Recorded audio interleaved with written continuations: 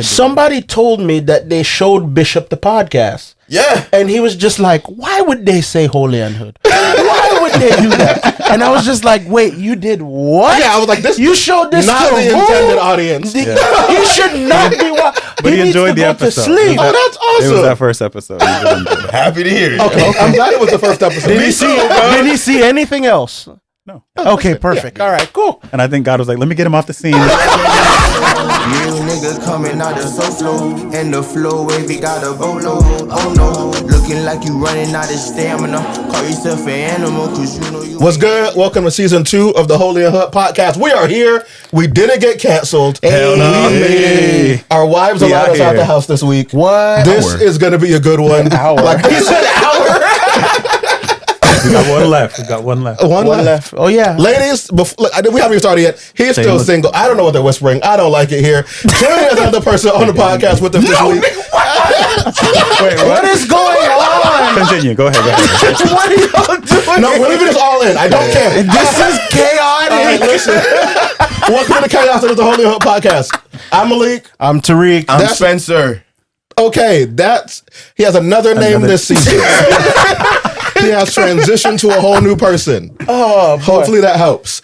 Listen, clearly there's another person on the podcast with us this week. Yeah. If you're wondering who this guy is, this is our former youth pastor. Yeah. Friend, best man at my wedding. Yes, my brother. Right? Yes. Like, what's your name, sir? My name is Dwayne Stewart. Glad to be here. Yeah. Dwayne. Drain. Yes. Drain. Drain and Spencer. Also known as Spencer. If you're wondering who to blame for the way we are, it's this guy. Yeah. Mostly. Yeah. We'll get into it in the podcast. Listen, we're excited for this episode. This episode, we're talking about life and legacy. Yeah. We're starting off kind of sort of how do we want to leave the earth behind us if we've ever considered it. Mm-hmm. But before we do that, we have a little bit of a question that Tariq, it's really been on his heart lately. he texted it to us in the middle of the night. And we decided we're not answering it. Nobody answered. No, because I was confused as to what was going through your head. So explain to me, what is this question that you have for us? It was a question. I saw it on Twitter, maybe. It said if you could X, whatever you want to call it, formerly known as Twitter. If you could have one liquid come from each of your individual fingers on one hand, what would be your 5 liquids that you choose? Oh, it's 5 different. Five different. Okay, so this was. I would have liked to have been prepared. Gas for sure. Mm-hmm. Yes, That's absolutely. easy. Yes. Water. Okay. Some form of alcohol. I'm not sure what yet. But You want Hennessy coming through your fingertips? Yeah. ooh, preferably the middle finger. Okay, Henny Fingers. That's your new name now. Henny Fingers is wild. Okay. Next episode, that's my name. Watch. Damn, I don't know what to do for the last 2. Anybody else got 2 more? Okay, so gas. Okay, definitely. that makes sense. Water. Mm-hmm. Dr. Pepper. Oh. Bourbon. Okay. And then Strong it was finger. specifically 4 Roses bourbon. And then the 4th one would be strawberry lemonade for my wife.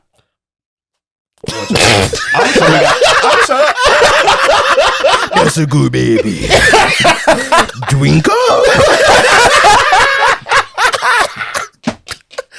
I was gonna say that. I was like, oh, okay. Yeah. Okay. All I have is gas. All you have is gas. That's all I need. Like, You need some tea. actually, some mint tea would be great. And some ginger. Honestly, like it barely hurt sometime. Okay. Mhm. All right. I just want what liquid makes money. Gas. That's why I did gas. I'm gonna open a gas station. Okay. That's fair. With On your finger. It's just that nigga standing in a hole just filling up. Well, I was thinking of filling a container in the back or something. Some people don't know my superpowers. That's fair. My Clark Kent. But yeah. Dwayne, what liquid do you want?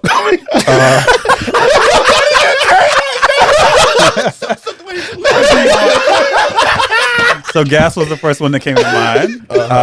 I like seltzer, so I would have wanted seltzer water. Oh. Maybe coconut water. Trying to get into water. I'm in my water zone right now. Clear skin. Yeah. Right. And I don't have anything else. How do you feel about Zephyr Hills water since you're in your water season? Right. That's a real question. Hold on, that's a real question. Because I do care about my life and I care about my health. I would prefer not to drink Oh, Hey man, see, this is why. unless there is no other liquid. You know, he almost broke a fast because he only had Zephyr Hills to drink. Zephyr Hills and Coca-Cola. Yeah. I had to make a decision for the Lord that day, and I hope He honors me I hope so. for what It's supposed to be pure water from a pure place. It's debatable, right? Because Pure it's hell. definitely not. Yeah.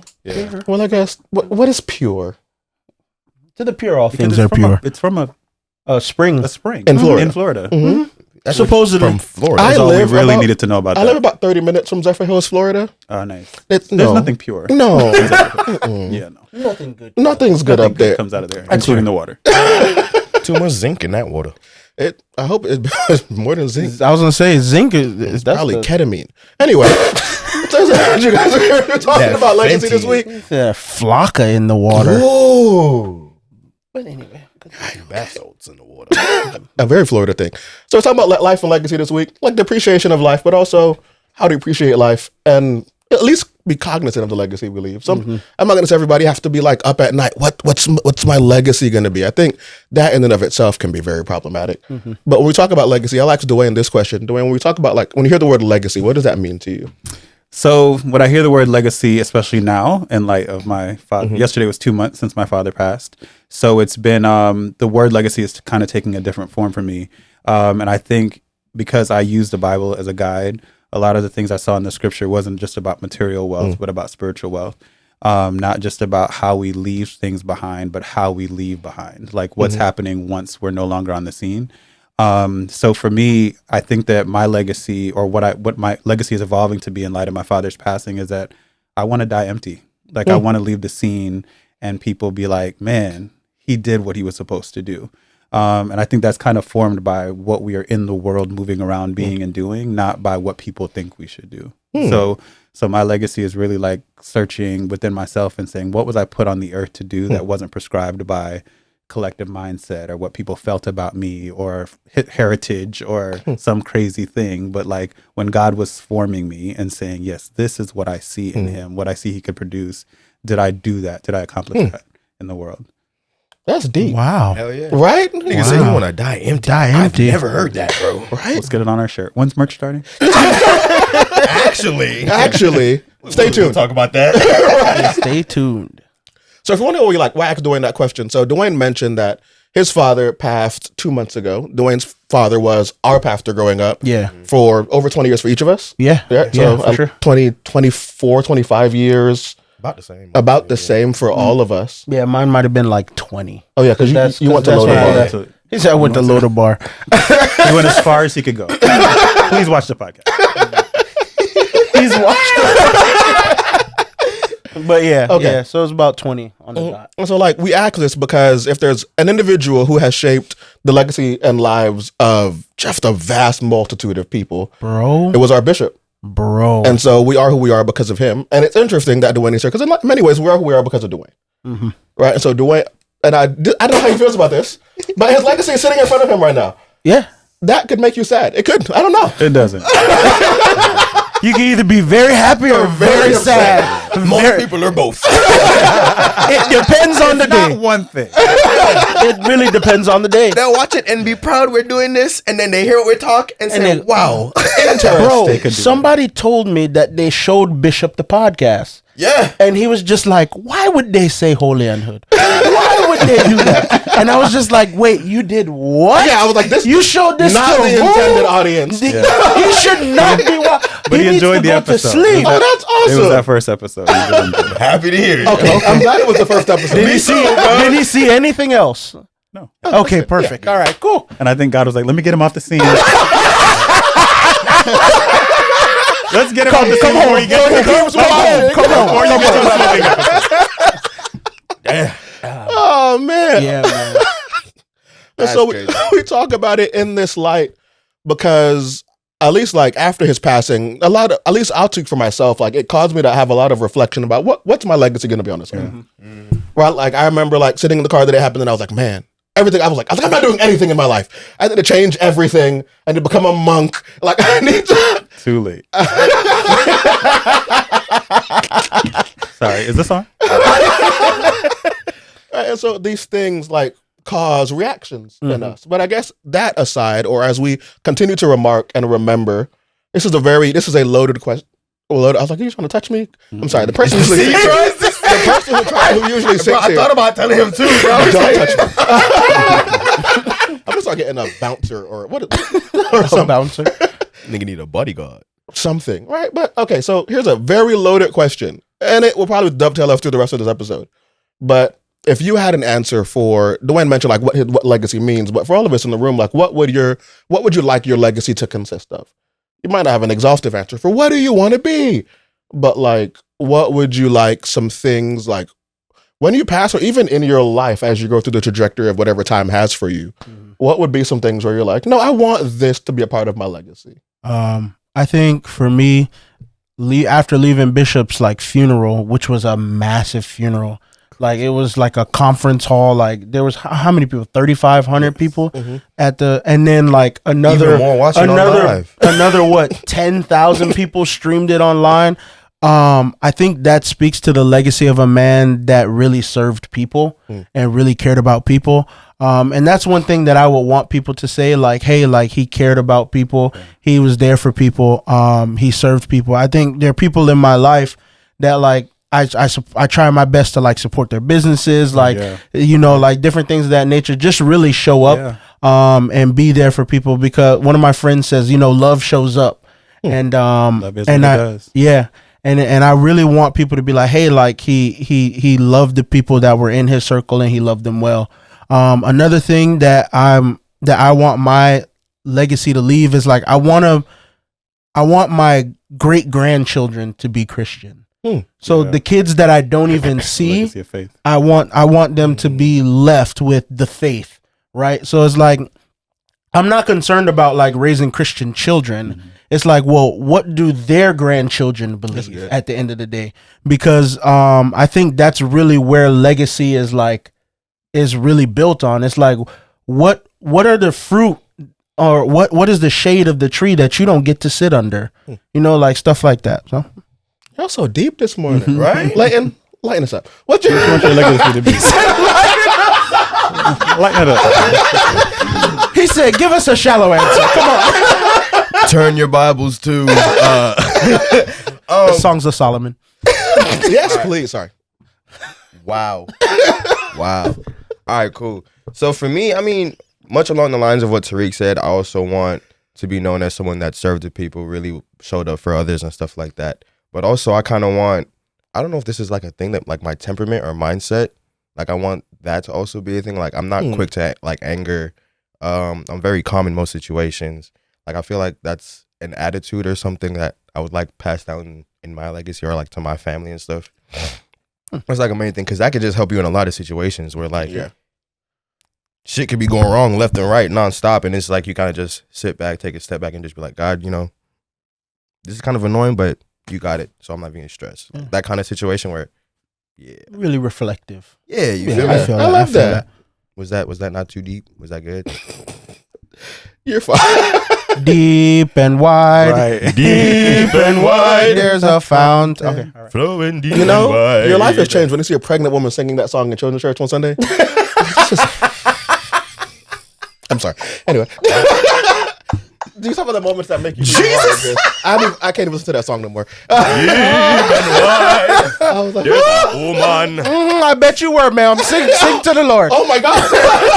Worship him. We're sorry for Dwayne's image after this. Yeah. It's not my podcast. He's a guest for the Saints, the seasoned Saints. Wait, what would, if you could, this is a loaded question, but like, for the same question for you, like some elements of what you like. So I was thinking about it as Tariq was talking, and I think I have two different things. So I would want for mine, like in Proverbs, it says that a good name is more desirable than riches, right? And as I started getting older, and this came out of the season that I was serving with alongside you all, I think it's really important to have a good name, right? So a good name and a good character is important to me. So when I'm not in the room, that people will speak well of me, not because of what they know I did, but what they know that I would do, you know? So I'm really big about like perception management, because I want if I'm in a space and people are like, oh, this happened and that happened, I want somebody in that space who knows me to be able to say, nah, that's not who he is. Like, he wouldn't do that. And I know that might sound silly, but I do want to leave a good name. I want to leave every space that I'm in with people saying he's a decent person. And then the other would be generational impact. Like, that's one of the biggest things that I think my father left for me, is that whether people want to say it now because he's gone, but my dad wasn't the most agreeable person, right? And he was also the type of person that he was very dogged in his position on things, even when he wasn't right. And it took us a lot of courage as we started getting older to either make a decision to stay in spaces with him with his mindset, or to remove ourselves and still respect him for his point of view. And I think that takes a lot of maturity to be able to say, you know, this was my bishop that I cared for, even though we didn't always agree, or even if my points of view evolved, you know, outside of what his were, you know? And I think that's why, like, I used to always tell you that I appreciated the fact that you would still go back and kind of sit with him, because especially fathers of the faith, I think there is a moment of disconnect where they realize that their sons have outgrown them. And then when they start outgrowing them, but then they don't honor the fact that they were a part of their growing experience. So like, I want to have that kind of generational impact when I leave a space where people will say, you know, I shared a joke offline where I was somewhere that wasn't a church setting with a former young person, and the person was like, this is my youth pastor, and I was like, not here. Like, introduce me as literally anything else. Anything else. Your youth pastor. And I think it's crazy, because when you impact people in a real way, they, no matter where they go in life, they tend to always reference the impact. Like, I haven't been your youth pastor in over a decade, but you still call me that because that was where I impacted you last. So that's kind of the work that I'm trying to do in light of my father's passing, is like, look at the things that he left behind and say, like, how can I leave something behind? Like, everybody's just moving, but I want to leave that space, and people are like, man, I'm glad he was here, even if I wasn't there long. Yeah, that makes sense. But one of the things that I think was beautiful about, like, Bishop was the fact that, like, you knew where he stood on things. Even and like, but where people would, like, they would get in one space. I've seen, like, they're in one space and they believe one thing, whatever the crowd believes, and then they go back to whatever space that they're normally from, and then, okay, now you believe that, or now you're agreeable. They're agreeable. Yeah, they're a chameleon, right? Like, they're agreeable. They're spineless. Spineless. I'm sorry. Ouch. But I always respected Bishop, because Bishop stood on his values. And I think that's one of the reasons why, like, I am the way that I am. It's like, no, like, this is what I believe, this is what I think, and if you don't like it, you can kick rocks.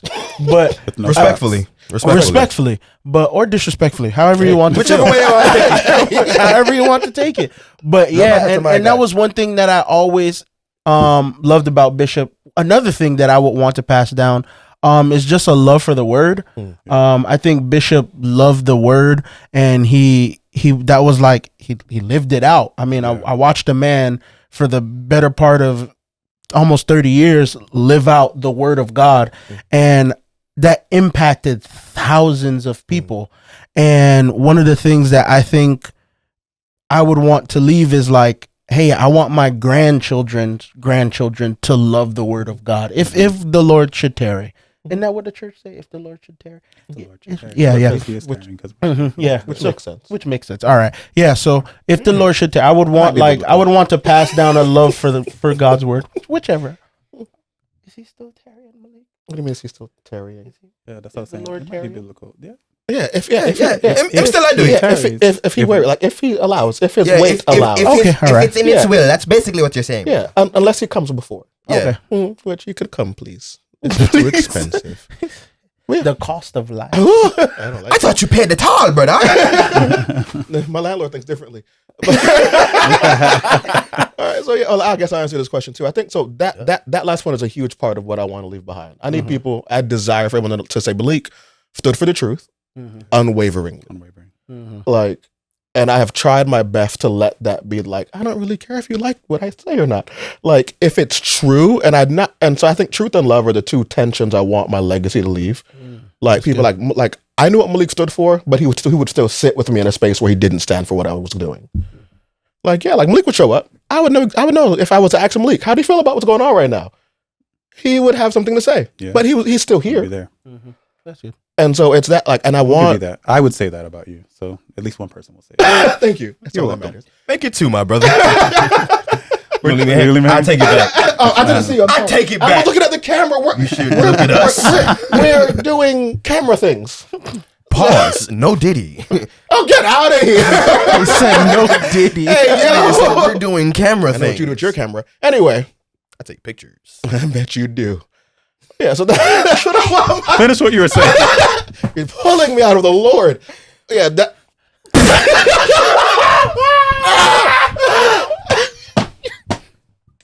And we're back. Chaos, bro. It's Whatever you're paying chaos. the editor for this, Nigga, we pay him in laughs and giggles. He leaves most of this in anyway. It doesn't matter. Oh man, all right, we're back. Serious. No, that's what I want. Like, and that's what I want the people who are around me to be like, something about who Malik was made me love the word. That's good. And so, like, when I'm thinking about like potentially having kids or adopting all those things, like one of the things I want to do is the year that a child enters our life through birth or adoption or whatever, I want to read the entire Bible that year and mark that thing up. I'm like, hey, the first year you were with us, here are the thoughts I got from God in the Word. wow. And I'm just giving it to you. For each kid, that's what they're getting from me. That's good. And it's and because like I need you to recognize 2 things. Dad loved me enough that he did this, but Dad did not love me apart from his love for the Word. Right. Like those 2 things. And so every time you think about your dad loving you, I need you to think about the fact that your dad loved the Word. Yeah. That's it. That's good. So good. And so like but I like this, but I also think we live in a generation where these sorts of conversations aren't in people's minds in a lot of ways because there's too much going on. And so like we all are busy people. We all have some of us in our like multiple jobs. We wear multiple hats in various spheres of life. And I think for a lot of people, they can't even consider what their legacy is going to be because they don't know where their paycheck is coming from this week, much less how their life is going to look at the end. Or just there's a lot of stuff they're figuring themselves out. And so I guess if you could have advice about like how do you live a life that lives out your core values or lives out what you want to be, or how do you even conceptualize those things amidst the stuff? Like all of the stuff going on as you're figuring yourself out, as you're doing all those things, like how do you navigate that reality? Good question.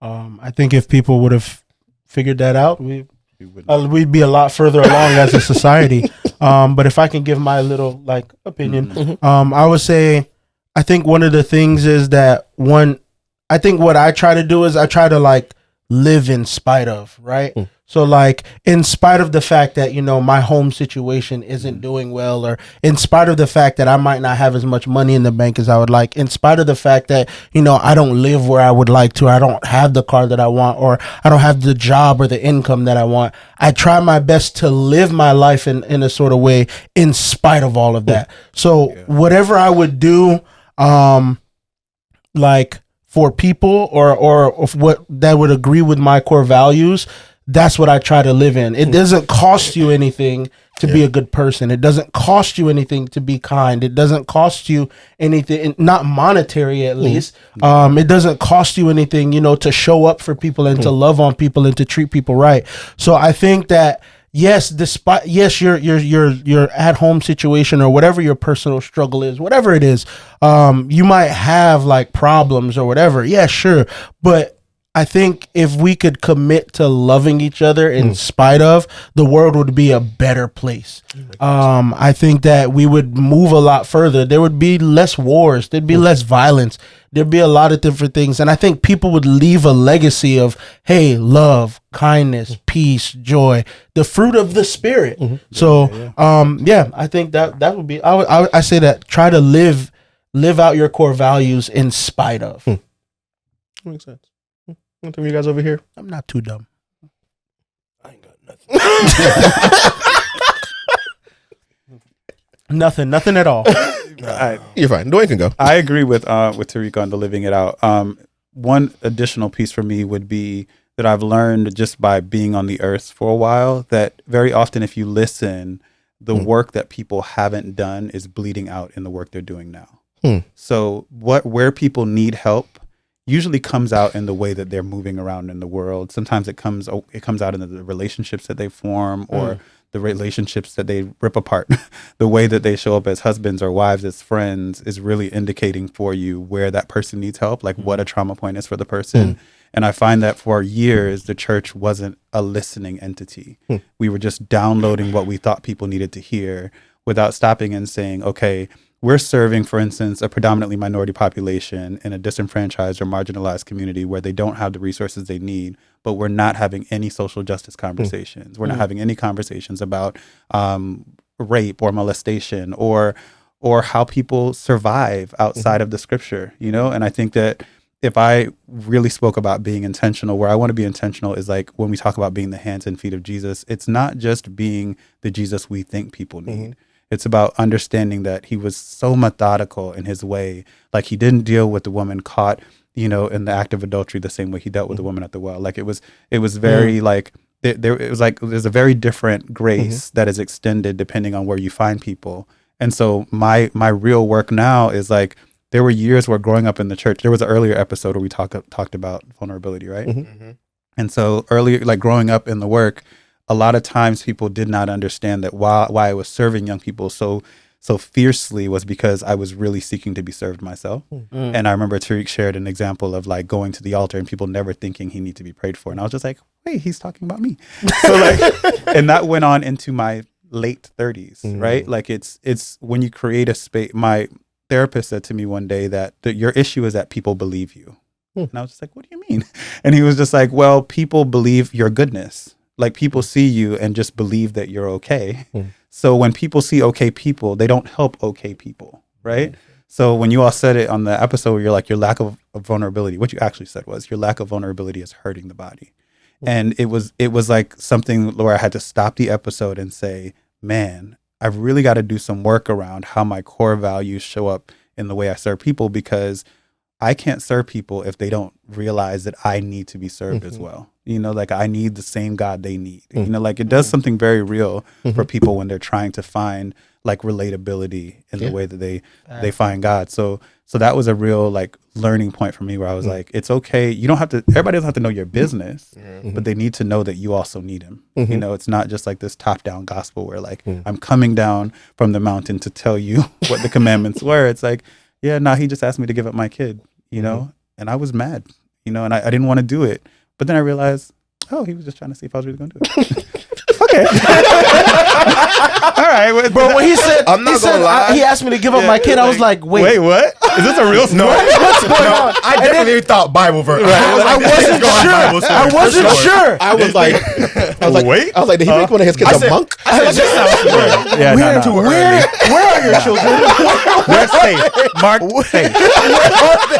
Marked safe in Kissimmee. Yeah. But that's for me. Like that's where I'm at right now. Like figuring out how to make this thing real for people, because I think that was one of the struggles we had, especially in classical Pentecostalism, growing up in a very traditional context, is that when we couldn't get it out of the four walls, like it just, we couldn't get it to relate when people were dealing with what they were dealing with. And if we were really honest, we didn't know how to translate it. Like we have the benefit of being able to read the Bible in different translations, but it was very KJV, and people were just like, I don't get that language. And so that was kind of the intersection for me as I started growing up.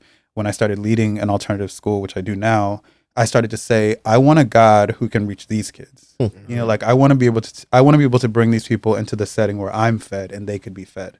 And so if I'm a part of an assembly where the people who I feed can't be fed, then I can't. That's not going to work for me. It might work for other people, right? That's fair. But it's just, for me, I don't want to be anywhere where I couldn't bring anybody that I impact on any aspect of my life and say, you can get something here too.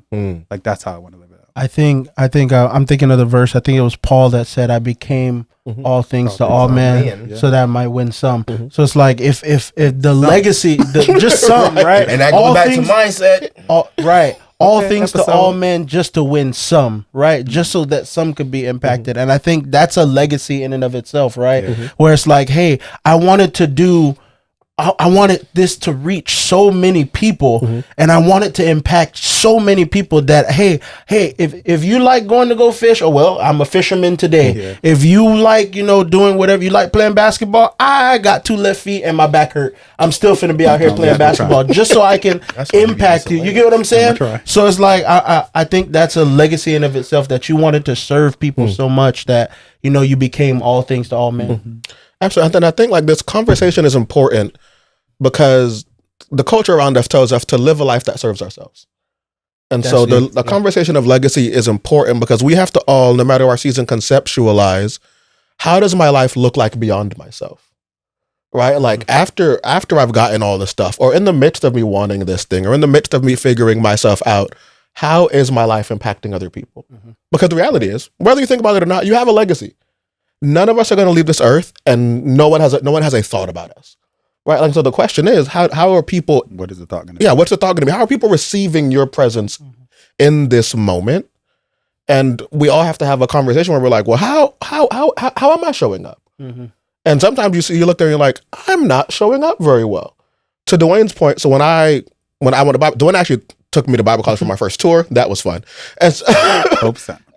Sorry, are we allowed to say that on the podcast? I don't know what they're going to sue me. Yeah, can't sue me. Right? And so, but like, I remember in that experience, you go another space and like leaving our classical space and going to some more classical spaces, and then going to more contemporary spaces. As I've been in more contemporary spaces, one of the feedbacks I got early on when I got to a more contemporary space was, Malik, you're an incredible preacher. I don't know who you are. I was like, what do you mean? I was like, I am me. I am Malik. He goes, yeah, but but you communicating doesn't help people if they have no idea who you are as a person. Yeah. And so he was like, my pastor at the time was like, hey, here is your objective. He goes, your hermeneutic is great. I'm not talking about that. He goes, your presentation ability, great. I need you to include one story about yourself not being a hero in every sermon. And I was like, but why? That's sin. Yeah. And I was like, why would I tell people I fail? That's weird. But to Dwayne's point, it's how are you showing up to people? If you show up as unreachable and unattainable, then you aren't showing up at all. But in the same place, if you show up as someone who has no value to bring to a situation, you're showing up as someone with no value, as a person who inherently has immense value just by being yourself. But I think that does come with some difficulty, right? Like, especially as we talk about like leaving a legacy. What are some of the difficulties you've encountered as you've worked out, like being considering how you show up, and as you've worked out living your legacy? What are some difficulties? I know for me, a difficulty I have is it's kind of a mindset thing as well, because just going through life, people are gonna have their opinions, people are gonna have their thoughts on you. I'm not one to really care about it, so like when I do think about legacy, like it's just a thought that comes to my mind, like what are people saying? But then at the same time, it's like I don't care. So it's a hard balance between like hearing what people think and then like, oh, I should probably fix that, but then like also being like, I don't care what they think. You feel me? So it's like that's kind of like a mental struggle right there in my head, where it's like I'm going back and forth, like trying to figure out if what they're saying has like some sound, or like if what is being said has the sound, and like how I would fix it and stuff like that.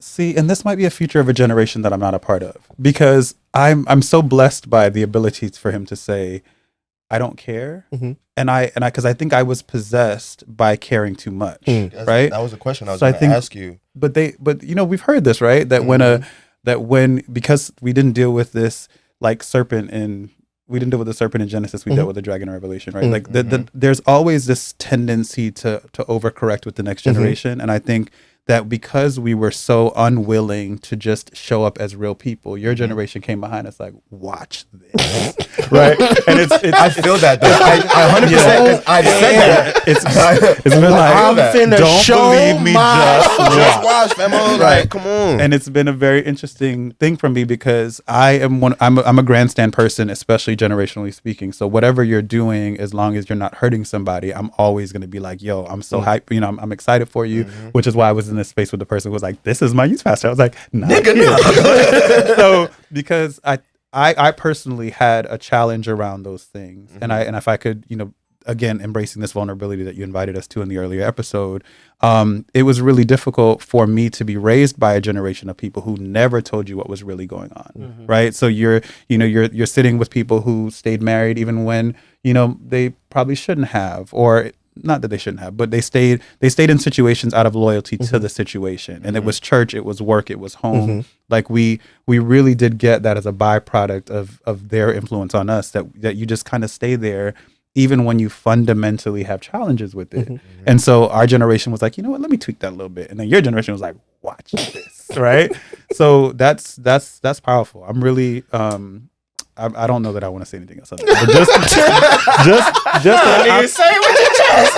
Nah, because I'm like, I mean, I feel it because for me, it doesn't ring true for me, right? Because I don't have the benefit of being able to live in a world where I cannot care, right? Every aspect of my life, there is a consequence for me saying I just don't care, right? But then again, you know, I have stakeholders in every aspect of my life that are depending on me to care, you know. So if I get up and I decide I just want to go do whatever I want to do, somebody might take a picture of me and tweet it, and that could be my job, you know, like, whereas if I could just not care, I could also be unemployed, you know, but I guess that's an option, right? So it is an option. So I do have the option, but I have to determine what am I left with after that option.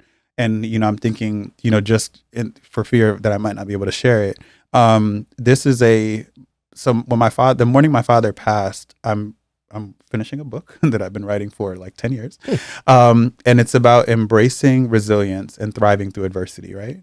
And I was working on the book cover in Atlanta. So I had done this shoot and I'm like, finally, whew, you know, I'm ready to be done with this book after a decade. And then I get this phone call and it's just like, your dad is, you know, being rushed to the hospital. I'm like, okay, he's going to have surgery, right? Like, he's not sick. He eulogized his friend yesterday. He dropped Elder Harrow home. He went across the street and gave Formula One tickets to our neighbor. Like, he's not going to die today, right? Because 12 hours ago, he was doing all of this very real stuff in the world. And he's also not sick, you know? So I'm like, okay, he's going to have a procedure. So I tell, you know, the person who was with my mom, I'm like, hey, you know, I'm in Atlanta, but I'm going to drive. You know, I'll be there in 8 hours, right? And she's like, you don't have 8 hours. I was like, oh, well, tell me more. You know, like, I'm like, is this thing about to get out of here? You know, like, and so as I started hearing that, I remember that moment of realizing that I wasn't going to be able to do anything about it. And that's when I realized that the stuff that gets deposited in us comes out under pressure, right?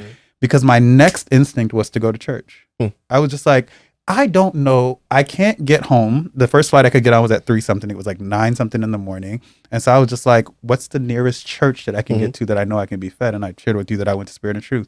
And I sat in the church in service and I'm just like, if I don't get to see my dad again, can I make peace with that? And that's when I realized that this faith stuff really works. And I was like, yo, like, if I didn't have faith that day, I would have lost my mind. But then I realized that was my dad's legacy to me. Like, he was just like, God, I taught you where to go. Like, I you know what to do when stuff is falling apart. And I sat there and I'm like, didn't shed a tear. I sat in the service. And if it wasn't for my friend who was with me that day, like, he was like, are you okay? I was just like, no, I'm definitely not okay, but I will be, because that's the way that I was, they built us this way. Like, they built us, you know, tough in a way that was like, it shows up in the moments when you need it the most. And so, like, yeah, we were built for tough, bro. For tough. Like, you know, so that's kind of where I'm at now, because we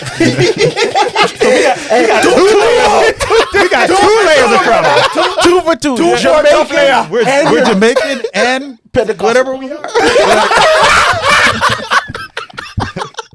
No, I think one of the things you were talking about while you were talking about, like, the day that your dad passed, I thought about Job. Yeah. And like Job, that whole entire book, like, stuck with me this year. Like, that's been the book that's like been ringing in my life this year. And I think about, like, when the servant comes, they're like, hey, like, there was a wind, the house fell down, and all your kids are dead. And then somebody else comes and they're like, hey, the bandits came and they stole all your stuff. And then another one comes and say, hey, all your flocks are gone. And, like, it's just like one thing after another. But the thing that he did, the Bible says, like, he stood up and he fell on his face and worshiped. And it's just like, God is good. God is good anyhow. And I think if Bishop would leave anything, forward still is Jehovah's will, right? The title of the book, by the way, Forward Still. Oh, whoa. Look upon that. And I didn't tell him that. Nice. I like that. Yeah. But to Dwayne's point, I think, like, I question the ease and feasibility of leaving a world-changing legacy without some sort of anchor of faith. And I say that you gotta believe in something. You gotta believe in something. Like something, and I would hopefully be something real. But the reality, I'm just saying, rocks don't save. Come on. But they do cry out. However, that's a bar. That's a bar. But like the reality is like there has to be something. And so I remember, like, I don't know, this is like something that's been etched in my mind for years, even before Bishop's passing. There was a hurricane coming, and we didn't cancel service because why would we do that? Yeah. And there was a hurricane coming. It's coming. It's not here. Yeah, there's a hurricane coming. It's not here. And so my mom was like, Malik, I'm not going to service. There's a hurricane coming. I got to write to church because I'm not going to church. So I'm saying, I remember sitting in the back, and I remember Bishop, he's up teaching, and he's talking of the church, and he says this line. He says, "This ship was built with the storm in mind." Yeah. And I think that something in us have to come to a place when the legacy, I would say the magnitude of your legacy will depend on your ability to withstand what that legacy brings. And I think that if you're in a place like the ship that is Christ, and you're in that place, your legacy will be extremely more resilient because it is attached to something unmovable. That's right. Come on. And so because we see this, we're like, all of these people who, like, for all of their stuff, when they die, stuff start coming out. Because they left a legacy. They did their best to leave a legacy in this earth in a public fashion, but their private life did not reflect that legacy. And so there is a tension to be managed between your public perception and your private reality that we have to sort of navigate in a very real and wise way. And we have to also acknowledge that, like everybody has been saying, leaving a legacy is difficult. You will lose some things as you go forward with what you want to do. And some people. Right? Like, that's okay. Yeah, and that's okay. Like, so like there are certain seasons in my life where I took stances on certain things, and people called my friends and were like, "You shouldn't hang out with that guy anymore." And that was... We see how that went. Get you some real friends. Don't do that. Don't do it. Especially I wish you would call us. I wish you would call jumped. us. Don't call me about nobody in this room. Right? Don't call me. Period. How'd you get my number, nigga? Other rooms, just don't call me at all. How'd you get my number, nigga? Please don't do that. There will be a reality that you will have to make some choices. Like, if I'm gonna stand for loving people in spite of, there will be people that aren't happy about that. Yeah. There'll be people that aren't happy about you serving certain communities. There'll be people about you, like, if you're standing for truth, the people who aren't happy about that if what is true comes in face of what they believe. And so we all have to be willing to be resilient enough as we navigate this legacy conversation to actually do something. And then also, to Dwayne's point about vulnerability, if you want to leave a legacy in a light, but you feel like you don't have the wherewithal, there are options for you. There is faith, there is therapy. Like, there are things to help us together. Yeah, right. Jesus and therapy together. We all need both, please. Especially if you're Jamaican, because you have a lot of trauma. But there is this reality that we have to, like, you have to figure this out and find a way, like, and to, like, wrap this up, and then we'll, like, make some closing remarks. When you think about legacy, all I need you to think about is, what will the impact of your life be on the people closest to you?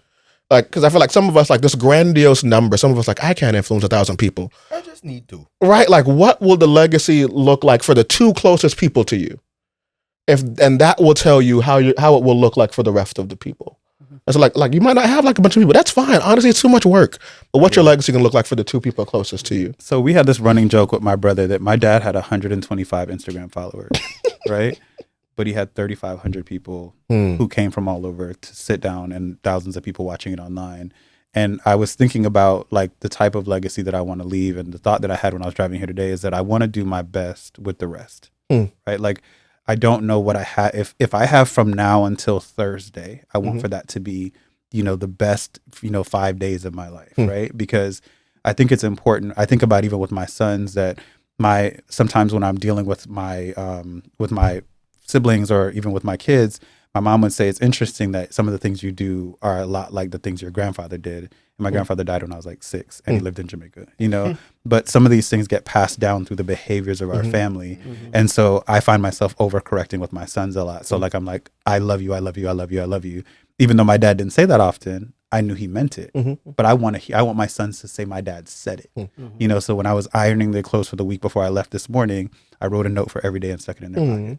because I'm like, when they're at camp or whatever and they stick their hands in their pocket, I want for them to know their dad loves them, right? So I'm thinking of little ways, and it doesn't have to be tied to resources or anything like that. It's just, how can we be the best in every moment that we're in? If somebody gives you an opportunity like this, like, how do you show up in it and bring your best self to the work? And that's all I can do. Like, living and leaving a legacy is just me trying to do my best with the rest.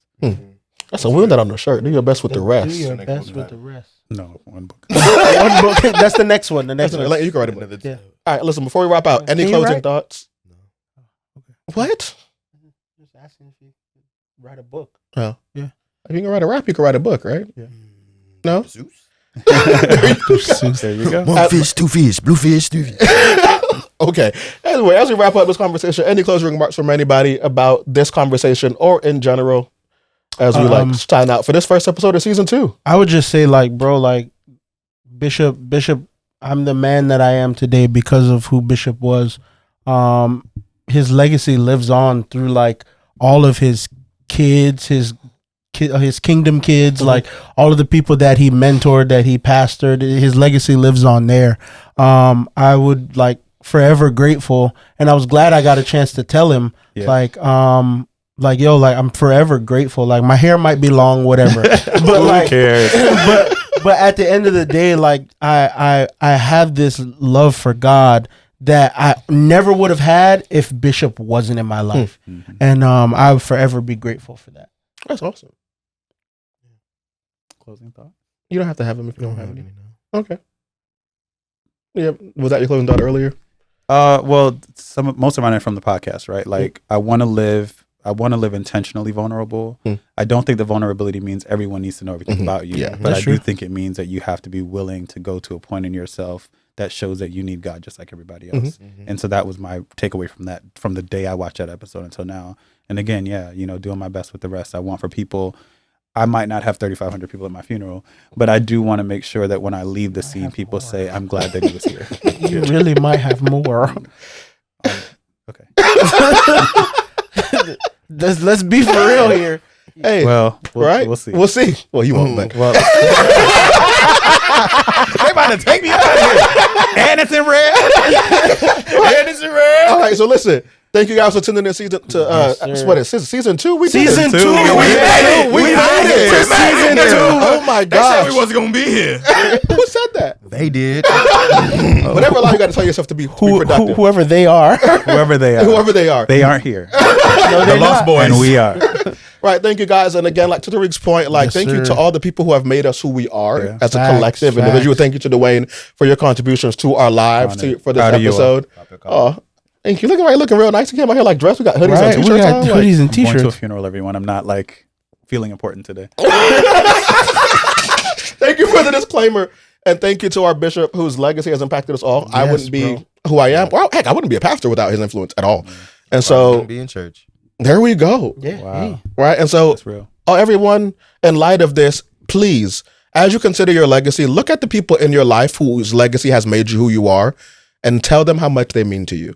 Let that be your thing this week. Shoot somebody a text, shoot somebody a phone call. If you can, please see them in person. It is still better. Even send them a letter if you have to. Right? Call a carrier pigeon, call a Uber signal. something, a smoke signal. Not weak, but like Mercy. But yeah, Smoke signal not weird.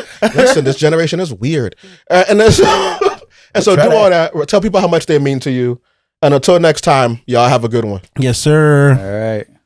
You already know though, real nigga coming out the so slow, and the flow wavy got a boatload. Oh no, looking like you running out of stamina. Call yourself an animal, cause you know you ain't man enough.